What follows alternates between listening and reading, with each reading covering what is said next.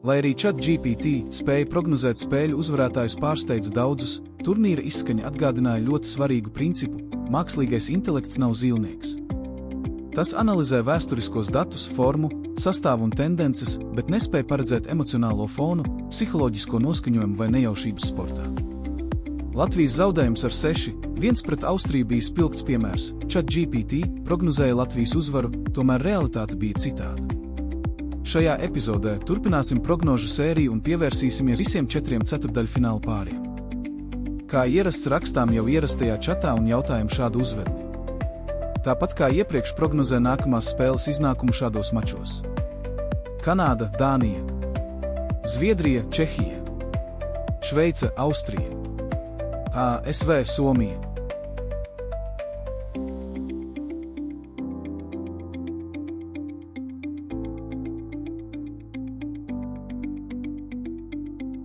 Izvērtējot būtisko informāciju, GPT prognozē šādus ceturtdaļfināla spēļu iznākumus. Kanāda, Dānija. Rezultātu prognoze 5-2 uzvar Kanāda. Uzvaras varbūtība pamatlaikā Kanāda 80%, Dānija 10%, neizšķirts 10%. Zviedrija, Čehija. Rezultātu prognoze 4-3 uzvarēs Zviedrija. Uzvaras varbūtība pamatlaikā Zviedrija 55%, Čehija 35%, neizšķirts 10%. Šveice, Austrija.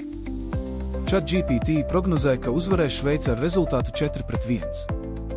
Uzvaras varbūtība pamatlaikā Šveice 70%, Austrija 20%, neizšķirts 10%.